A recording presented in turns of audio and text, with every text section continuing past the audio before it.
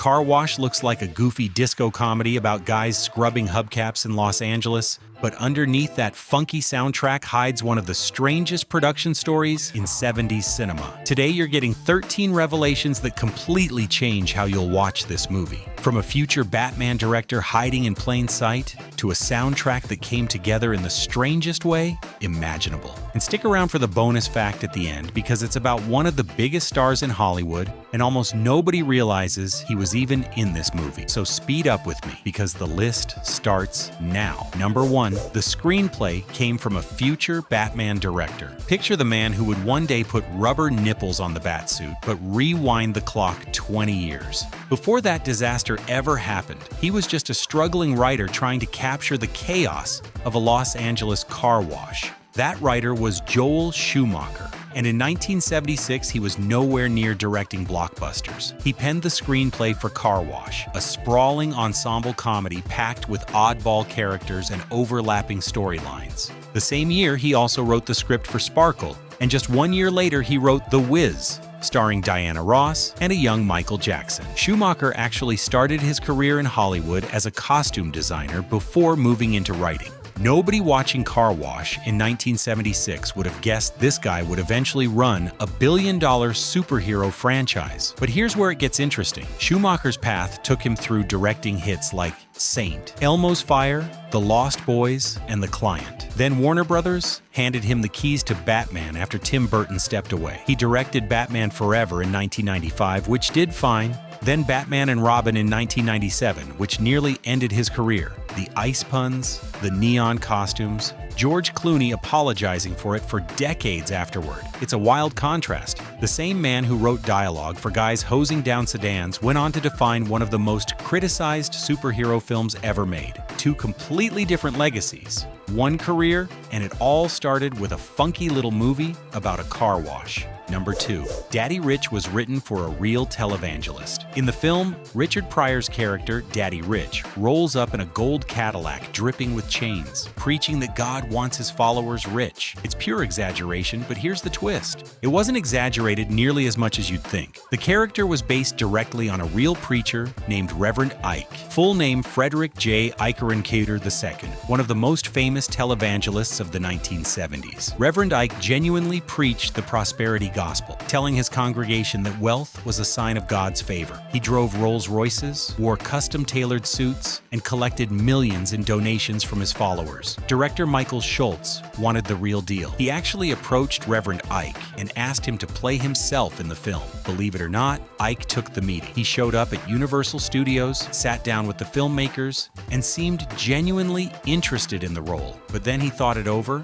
and backed out. According to Schultz, Ike realized the satire was too sharp. Playing Daddy Rich would mean publicly admitting that his own prosperity gospel act was essentially a performance, a hustle dressed up in religious language. That's a fascinating piece of speculation from the director, though it lines up with how self-aware Ike clearly was about his own image. So the role went to Richard Pryor instead, and the film kept its bite without the real preacher ever stepping in front of the camera. If you are enjoying this, take 2 seconds and leave a like. Subscribe if you want more videos like this. That support really motivates my work and helps a lot with bringing more content. Number 3. Richard Pryor admitted he was high the entire shoot. Richard Pryor's face was plastered across the poster for Car Wash. He got top billing. His name sold tickets. But here's the truth that audiences didn't know walking into theaters. Pryor is barely in the movie. His role as Daddy Rich is essentially an extended cameo, and he shot every single one of his scenes in just 2 days. In his own autobiography, Prior Convictions and Other Life Sentences, he admitted he doesn't remember much of the experience at all. His words were blunt. He said he was too high on cocaine during the car wash shoot to really understand what his character was even supposed to be doing. The fog was that thick. He later said he felt the marketing was dishonest too, because the posters made it look like a Richard Pryor vehicle, when really it was an ensemble piece where he floats through for a handful of scenes and disappears. It's a strange contradiction. A performer too impaired to remember the job, delivering a performance that's still considered one of the most iconic cameos of the decade. 2 days, completely altered, and somehow it worked anyway. Hollywood doesn't always make sense, and this is Exhibit A. Number 4. Someone tried to turn this into a Broadway musical first. before a single frame of car wash was shot, the whole project almost went in a completely different direction. Producers Art Linson and Gary Stromberg had a much bigger, much weirder vision in mind. They wanted to build a literal, full-scale replica car wash on a Broadway stage. Live actors, a live band, the whole theatrical spectacle, following in the footsteps of shows like Jesus Christ Superstar and Tommy. Both of those started as concept albums, then became stage productions, then eventually became films. Linson and Stromberg wanted to reverse that pipeline. Stat on sex, starting with the stage and working backward toward Hollywood. They pitched the idea to Ned Tannen, who ran Universal Pictures at the time. Tannen heard the entire pitch, the replica car wash, the live band, the Broadway dreams, and then made a counteroffer on the spot. Skip the stage entirely and just make the movie now, with Universal financing it directly. Linson and Stromberg agreed, and the Broadway version never happened.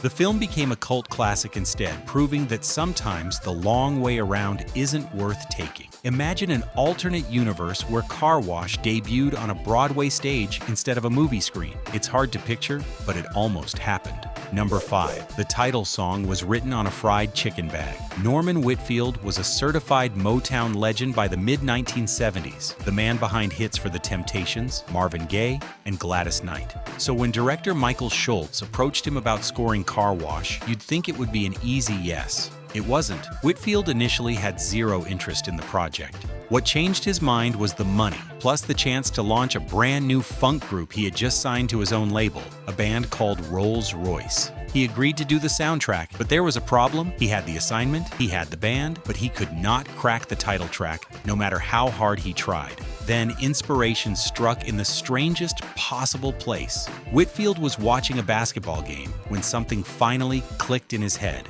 He grabbed the nearest thing he could find to write on, which happened to be a paper bag from a fried chicken restaurant, grease stains and all. Right there on that bag, he scribbled out the hook, the verses, and the entire structure of the song Car Wash. That greasy fast food bag became a #1 hit on both the Billboard Hot 100 and the R&B charts. It defined the disco era, and it started as literal chicken scratch on literal chicken packaging. You can't write a better origin story than that, and it's completely true. Number 6. The whole soundtrack was finished before filming even started. Most movies follow a simple order. Write the script, shoot the film, then add the music afterward in post-production. Car Wash flipped that process completely upside down, and the results shaped the entire feel of the movie. When Norman Whitfield signed on, production was still in its early stages. He got the script and attended 2 weeks of rehearsals, where director Michael Schultz let him watch the actors work through their scenes and absorb the energy. Whitfield then went home to Beverly Hills,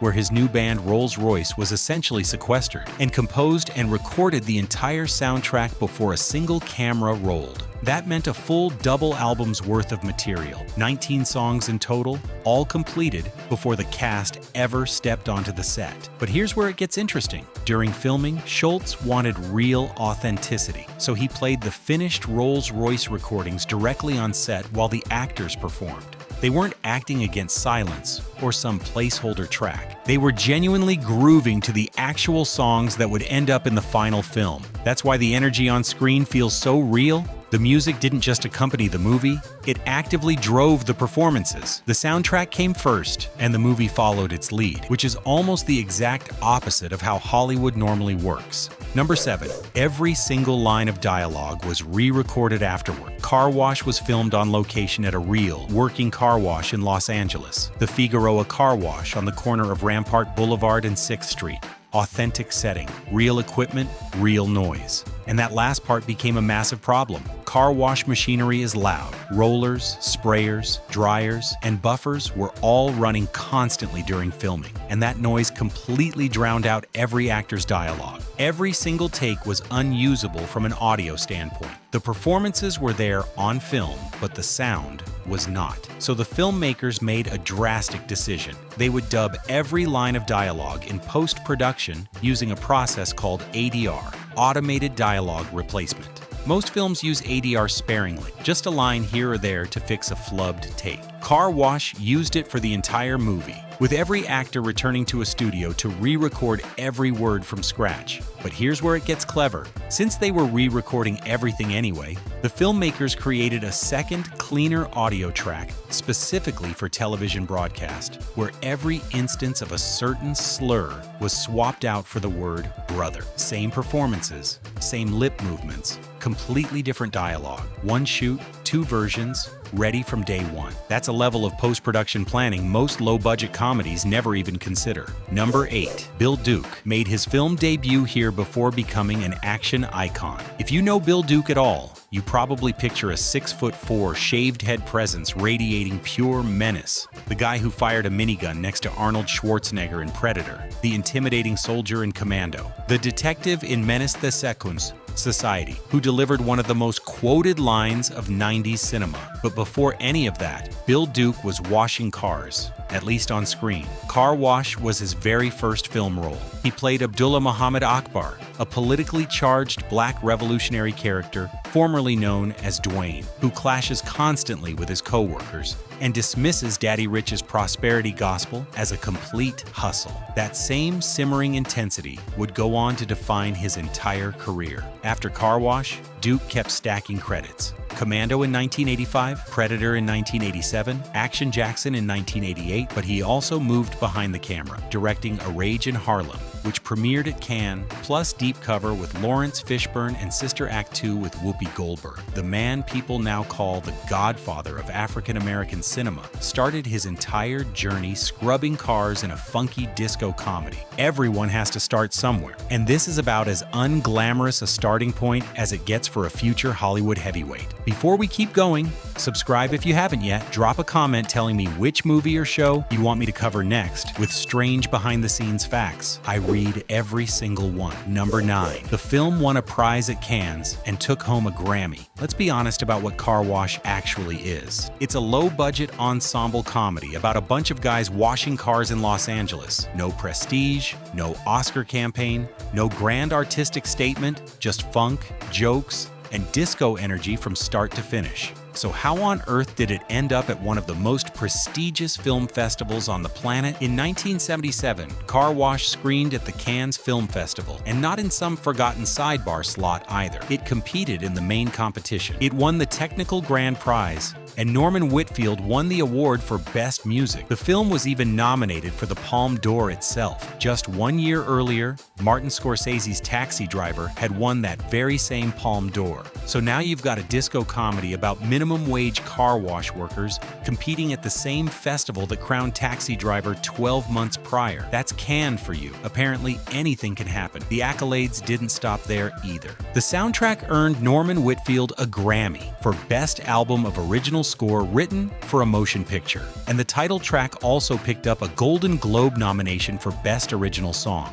A scrappy comedy about car wash employees going toe-to-toe with Scorsese, winning at Cannes, and bringing home a Grammy. Nobody could have predicted that outcome, least of all the people who made the movie. Number 10. Ivan Dixon came out of retirement just for this role. By 1976, Ivan Dixon had essentially walked away from acting. He'd left Hogan's Heroes back in 1970 and transitioned almost entirely into directing, helming The Spook Who Sat by the Door in 1973 and directing episodes of The Waltons and The Rockford Files. As far as performing went, he was done. But director Michael Schultz wanted Dixon specifically for Car Wash, and he wasn't taking no for an answer easily. Dixon had previously starred in Nothing But a Man, one of the most important black independent films of the 1960s. And Schultz knew exactly what kind of gravity Dixon could bring to the role of Lonnie, an ex-convict trying to hold his life together at the car wash. Schultz actually rewrote portions of the script to amplify the dynamic between Dixon's character Lonnie